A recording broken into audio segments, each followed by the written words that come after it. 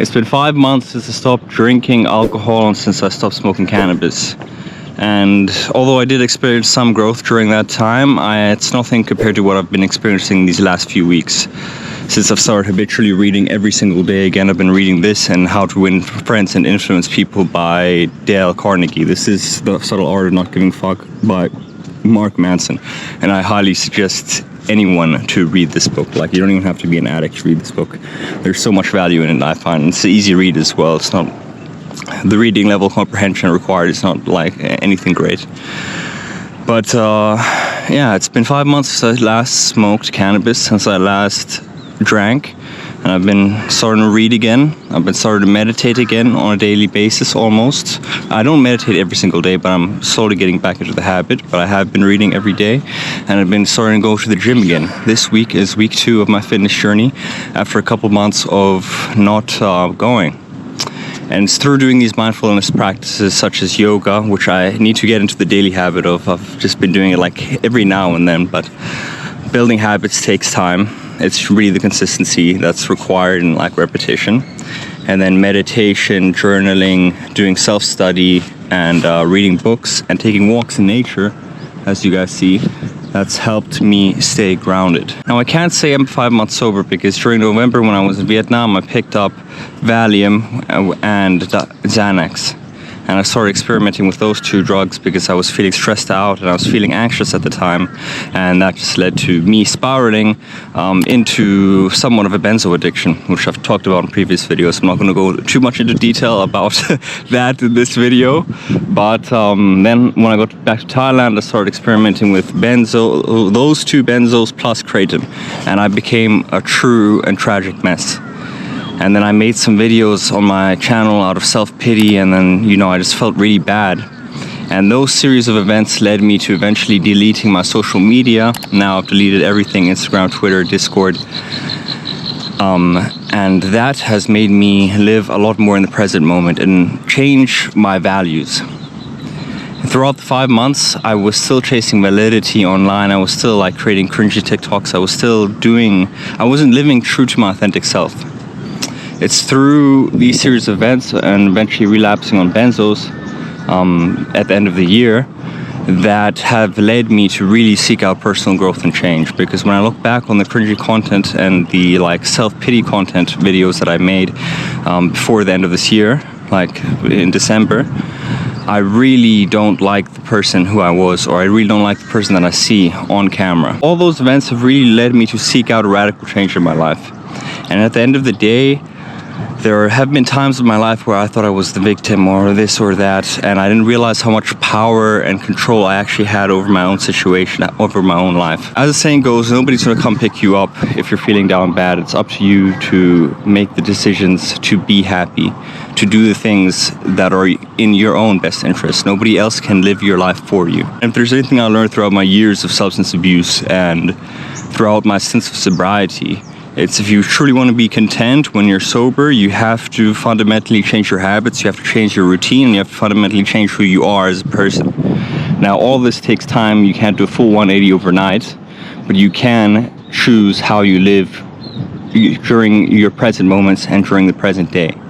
And like in the Andrew Huberman Podcast with David Goggins, it was mentioned that there's a cure for sobriety, but it only works one day at a time, which is so true. In the past, I would say that I wasn't an addict, or, oh, now I beat sobriety, or I'm never going to touch this or that substance. But I always ended up getting complacent. I always ended up relapsing, whether it was 500 days of sobriety from alcohol, whether it was like 3 months of me not smoking cannabis.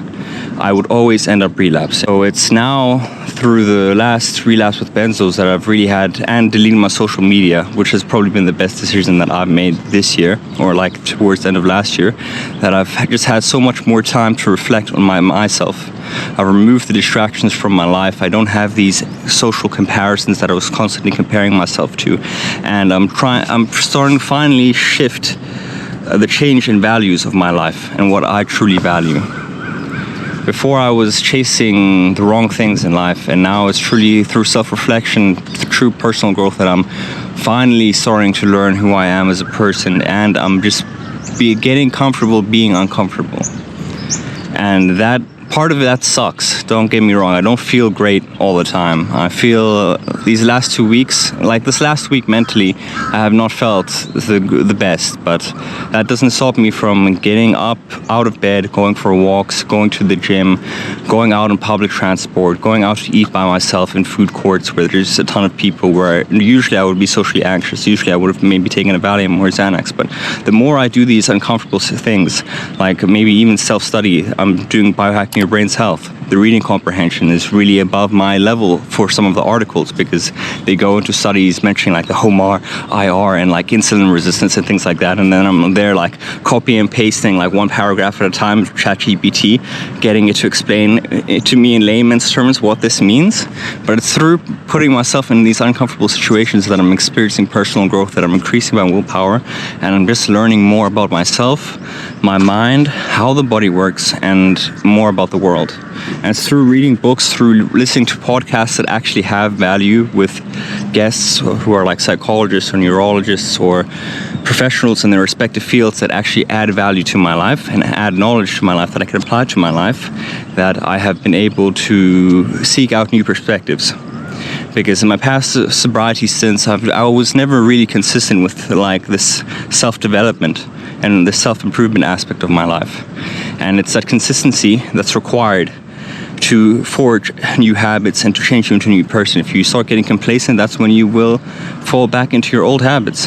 And now I've learned that I can never truly be complacent. And life is a constant work in progress.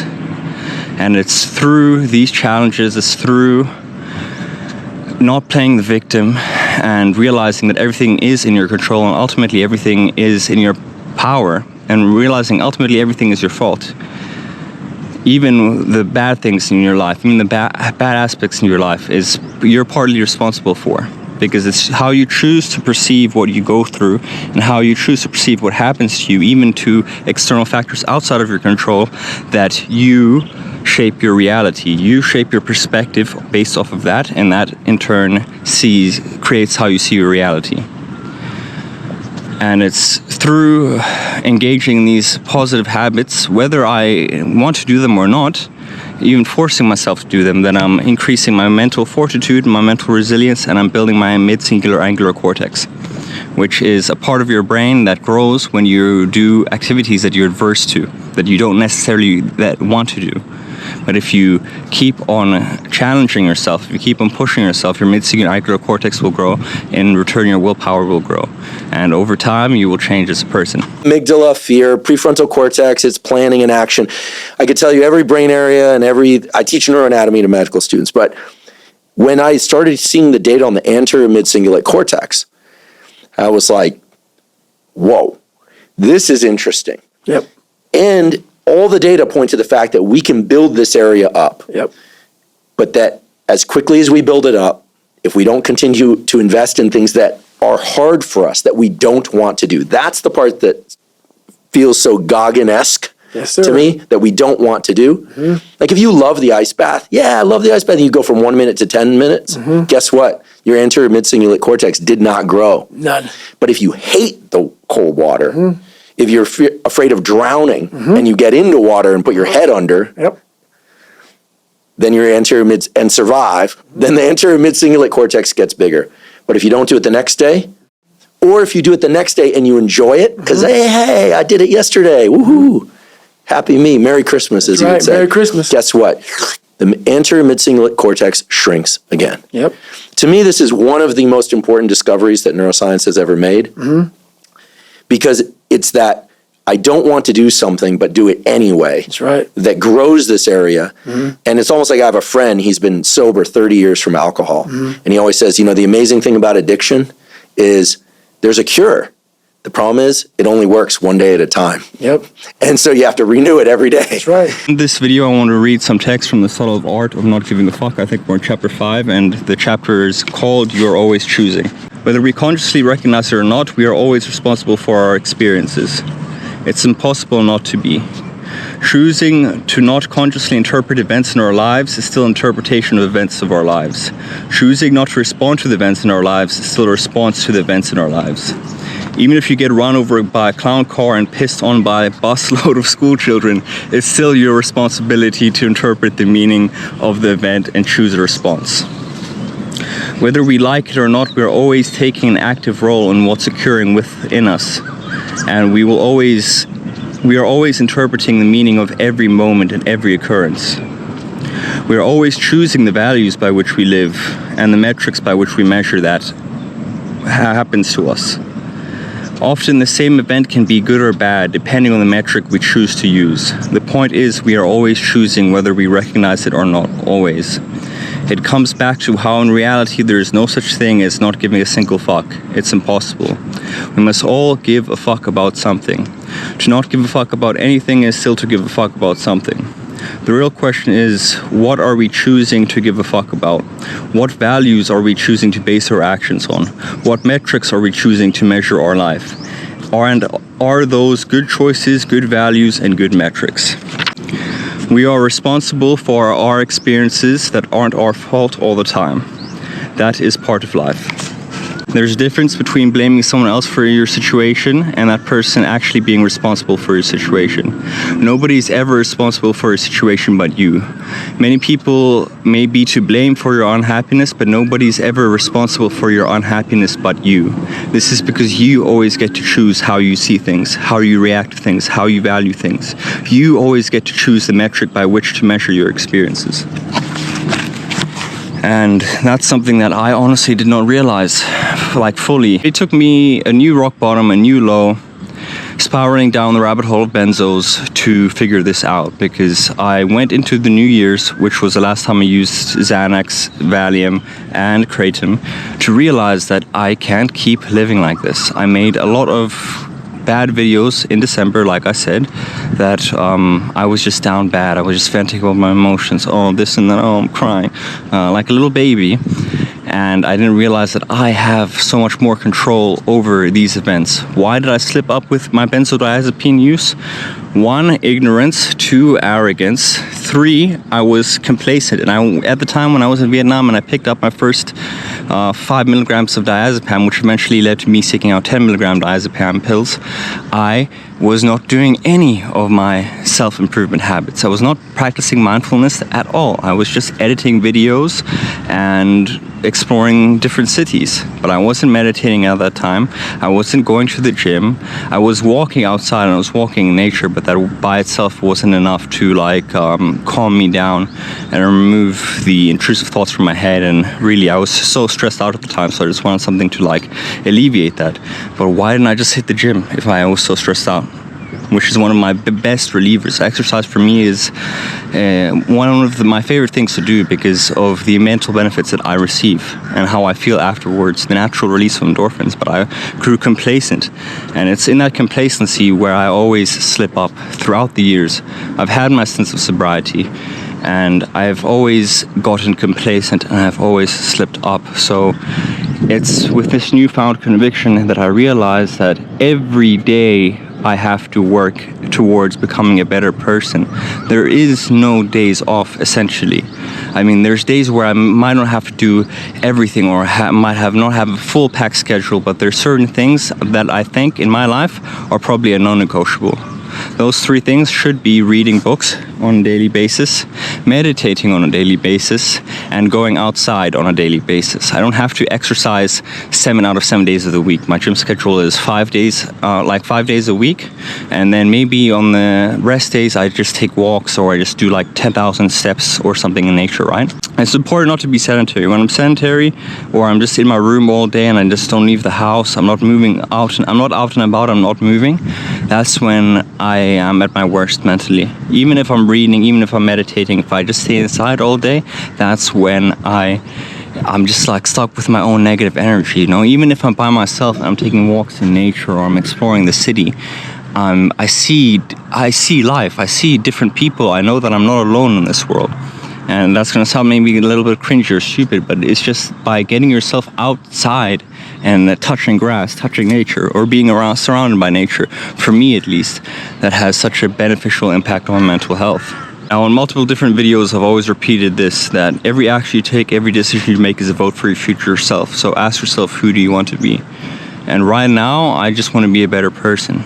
I just want to experience personal growth. So day in and day out, I need to do the activities that I know are going to benefit me. Out of all the mindfulness habits that I still don't practice consistently, the one would be journaling. I have 2 journals, one for gratitude journaling and the other for just regular, like, spilling my thoughts out. And I have not touched those for months now. I don't know why. Instead, I pick up the camera and I talk to it. So that's going to be my actual step for this week. That's going to be the habit that I have to adopt this week, is to start journaling and start to pour my thoughts onto paper, because that way I can analyze where my thinking patterns, I can analyze my own thoughts in my mind, and then I can see when I'm starting to spiral, when I'm starting to not feel as bad, and I can put better systems in place and create better habits to avoid a potential relapse. Because I honestly don't know why I don't journal. I haven't been bothered, but I know that getting my thoughts to flow from pen to paper would do me a world of justice. Because then I wouldn't just be rambling and ranting to a camera onto YouTube. I would finally be able to just have something for myself and then get to know myself better, in a sense. And get to improve upon my writing, get to improve upon my speaking. And yeah, that's going to be the actual step of this week. So at the end of the day, you have the power to create the life that you want, but it's going to take consistent work. It's going to be an uphill battle. Your problems are never going to end. No matter, like, you reach 1 year sobriety, 10 plus years of sobriety, you're always going to have problems in your life. Life is inevitably going to throw problems at you, but through building your resilience, through building your characters, through building your mental fortitude, that you'll be better able to solve and tackle and cope with those problems going into the future. Because problems never end. Life sometimes sucks, and it's okay. You just have to embrace it. Whatever situation you're in, if your life is not the way you want it to be, don't be complacent, don't victim blame. Realize that it's really up to you and how you perceive things, and it's up to you to take action and responsibility for yourself. And responsibility was something that I've been avoiding for a really long time, and holding myself truly accountable for my actions, for my thoughts, and for the way I'm feeling. I didn't really realize that until I started reading this book. That's why I would say reading is one of the best habits that I've now newly adopted, daily reading. Whether it's the Coursera articles, whether it's books, but I get the most value out of these books, that I'm finally starting to realize new patterns of thinking. Anyway, I've been rambling for such a long time. I just want to say that we are 5 months alcohol and cannabis free. If I hit 6 months plus, then that's a new milestone since I first started when I was 13. So I'm going to not get complacent, and I'm going to stay sober. I think we have now a little bit over 2 weeks of sobriety since I stopped taking Xanax and Valium and Kratom. So that kind of sucks. I wish I could say I was 5 months fully sober, but it doesn't really work that way. And it's also realizing that I'm an addict, that now that I won't get complacent. I got some comments on some of my previous sobriety videos that saying, oh, don't view yourself as an addict, don't view yourself that there's no cure, and that it only works one day at a time. But that's really how it works. Life works one day at a time. It's what you do in the present moment. It's up to you to choose the actions and choose to make the decisions that are conducive to your own personal growth and are conducive to what you want to achieve in the future. Every time that I've said, oh, I'll beat this addiction, every time that I've had ego towards it, I've always relapsed. I am an addict. Whatever substance I use, I will end up using frequently. That's why I like the gym so much, because it gives me the good feeling of endorphins. There used to be a time where I would exercise every single day last year when I first started my fitness journey. And what did that lead to? That led to some minor injuries. I injured my lower back because I did not give my body enough time to rest and recover and heal. I did not know what recovery really meant. I was of the mindset, the more you do, the more you push, even if it's through pain, even if your body hurts, the faster I'll acquire muscle, the better my physique will be. But that's not the way our bodies work, and that's not the way the world works. Sometimes you have to be patient. Sometimes you have to take your foot off the pedal in order to just not overheat, not overcharge. But yeah, that's really at the end of the video. Every decision you make, every action you take is a vote for your future self. So who do you want to be at the end of the day? It's really literally all up to you. You have the power to create anything you want, but you have to also take responsibility and take accountability for your own life, because no one else can do that for you. So with that being said, on to 6 months we go. Your boy Mishra out. Peace.